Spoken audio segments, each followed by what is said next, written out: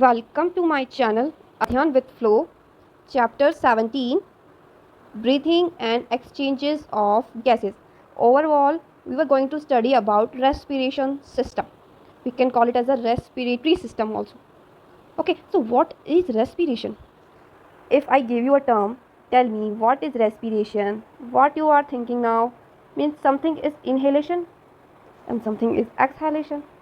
Inhalation, we take oxygen. Exhalation, we remove CO2. Why I say oxygen, we take atmosphere contain many kind of gases, but our RBC bind with only oxygen and carbon dioxide. That's why we call it as a that we inhale oxygen and we exhale CO2. Clear? So now what is the definition of respiration? So this process of exchange of oxygen from the atmosphere with CO2 produced by the cells is called breathing, commonly known as respiration. They want to say that we know this process. We know this process. Photosynthesis. We know this process. CO2H2O converted into C6H12O6 plus oxygen. I am not balancing here. This is the process of photosynthesis. Clear? And what is the process of respiration? During respiration, this process change into this. Means C6H12O6 plus environment's oxygen we take, and this is breakdown. This food is breakdown into some water molecules and gases, and we exhale CO2 and we inhale O2. So this process is what? Respiration. Can plants do respiration? Yes. At a daytime they do photosynthesis, but at a night time plant will also do this mechanism. They also do respiration. Many organisms will do. Either it may be invertebrates, it may be vertebrates. All kind of animals respire according to their self. Like some invertebrates, like sponges, they related with porifera phylum. They have pores all over the body. They take dissolved oxygen from water media. They take oxygen from water media by their pores, and also remove their gases by their large opening. We can call it as the osculum. These all were invertebrates show simple diffusion. You have to clear this term, simple diffusion. What is diffusion process? All kind of invertebrates, either invertebrates or vertebrates, they do simple diffusion. And what is diffusion? Molecules travel to their high concentration towards their lower concentration. Means if I take perfume bottle, I put them into a room. So where is perfume's amount is high? Inside the bottle and outside the bottle. Of course, inside the bottle, perfume molecule is very high. How you can say atmosphere? Perfume bottle contain high concentration of perfume. And if I remove this cap, now what will happen next? Now this perfume release into atmosphere. Why? High concentrated molecules, they flow to their lower concentration. So this is the simple definition. High concentration molecules flow towards their lower concentration area. So how oxygen goes inside? Because in water media have high oxygen rate, so oxygen goes inside. And how CO2 goes outside? Because this body contain high amount of CO2, so they release their high concentration, they move towards their high concentration to low concentration, because water media contain less CO2. Understand how this water goes in and how this CO2 goes out. So many invertebrates or vertebrates do same diffusion. Fishes have gills, they exchange their oxygen and their CO2 amount by their gills. Some arthropods, largest phylum, arthropods have lungs as well as gills also, guys. Some molluscs have also lungs. What they do? Exchange the gases. And now this time to study about vertebrates. Fishes uses gills, whereas amphibians, reptiles, birds, mammals respire through lungs. Simple. Amphibians like frog, they have sticky skin. So they can respire through their moist skin. We can call it as a cutaneous respiration also. So different animals have different kinds of respiratory organ, but they both do same, diffusion. Yeah, in invertebrates there are not organized respiratory system, and vertebrates they contain highly organized respiratory organ. Let's discuss about human respiratory system. Look at here guys, we are going to discuss about human respiratory system. I am drawing chart for you guys. I am not reading this thing, I am making chart for you so you can easily understand. Now let's start with our chart. We have one pair of nostrils, and nostrils contain lots of hair and mucus. Mucus secretes some waxy thing, and hairs prevent what they prevent. They prevent small particles. We inhale oxygen from atmosphere by surrounding by nostrils, and nostrils pass the oxygen towards nasal cavity.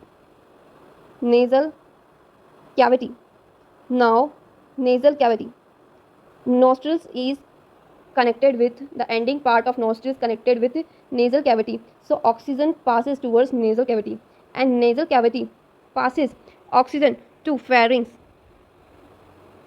and pharynx open into windpipe, so pharynx passes their oxygen to windpipe. We can call it as a trachea. We can call it as a trachea. Trachea look like a long cylindrical structure. This is covered by cartilaginous rings. So the absence of oxygen and any gases, this membrane can't collapse. So cartilaginous rings maintain their structure. So oxygen goes towards trachea. So trachea's diameter little bit increase because they contain oxygen. Now trachea further divided into lungs. Divided into lungs, left lung and right lung. We call it as a bronchi. So oxygen gas goes towards bronchi, and bronchi this is made up of smooth muscles, so they get relaxed and expand after getting oxygen, and bronchi further divide into small bronchioles,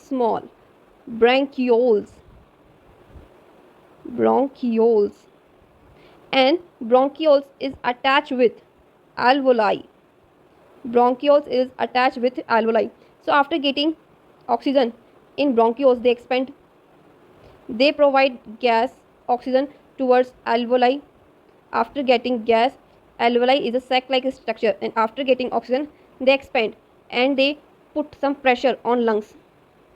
Then lungs get expand. Then after expanding of lungs, they produce some pressure towards diaphragm, and diaphragm get flattened. So this is the whole mechanism of, or this is the our respiratory system.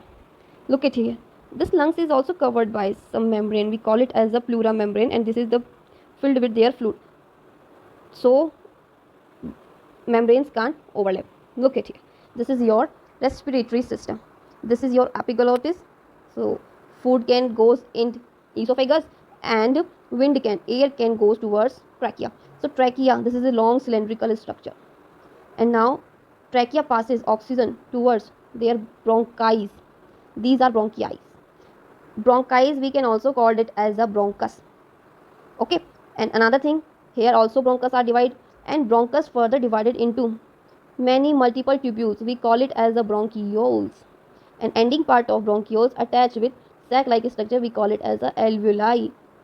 Our lungs, look at here, our lungs, one pair in number. This is covered by pleural membrane. This is the double membrane filled with fluid. Prevent from shocks any damage. And now what is this? They are ribs. Lungs are covered with the help of ribs. These are ribs, and here our sternum is located. If we want to take out heart, we have to break ribs and we have to break sternum, then heart is visible. So this is all about your respiratory system. We already discussed what is nasal chamber open, pharynx, and now pharynx open into trachea. Trachea have this kind of structure, sound box, voice box. Okay, During swallowing, glottis can be covered by thin elastin cartilage. We can call it as a epiglottis. Here is food pipe, windpipe. Here is a valve. We call it as a epiglottis. If we take food inside, then air chamber is closed. If we take air inside, the wind chamber is closed. So food particles can't enter in respiratory tracts. Now trachea further divided into bronchi and bronchus. This is present in our fifth thoracic vertebrae. We know now we have cervical vertebra, we have thoracic vertebra, we have lumbar vertebra, we have sacrum. Okay. Now bronchi is further divided into bronchioles. They are very thin and multiple structure, cylindrical structure. The trachea, primary, secondary and tertiary bronchi and initially bronchioles are supported by incomplete cartilaginous rings. Each terminal bronchioles give rise to a number of very thin irregular sac-like structure. We call it as a back alveoli. So this is the multiple step, guys. This is the multiple step involving in respiration. First step is taking, breathing, pulmonary ventilation. Air come, by which atmospheric air is drawn into and CO2 reach alveolar air in release. In one hand, oxygen is in, in another hand, CO2 is out. This is the first step of breathing. Now diffusion of gases, oxygen and CO2 across the alveoli membrane. Now oxygen reaches towards alveoli and alveoli remove their oxygen into blood vessels, and blood vessels release CO2 into alveoli, and this is release. Transport of gases by the blood. Blood vessels circulate all over the body and they transport oxygen, and they carry also CO2 from the blood parts, blood tissue, organ, body parts. Diffusion of oxygen, CO2 between blood and tissues. If any tissue require oxygen, so blood can then give oxygen.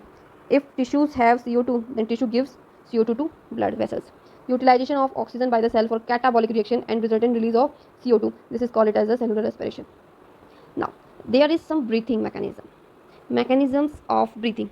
Inspiration and expiration. Inspiration means inhalation. Expiration means exhalation. Inhalation and exhalation. We were discussing this part in our next video. So that's all for now, and please subscribe my channel. That's all for now, guys. We complete our respiratory system. Okay, in next video we will complete our inhalation and exhalation process. Okay, so that's all for now. Thank you for listening me, for giving me your such a precious time. Thank you.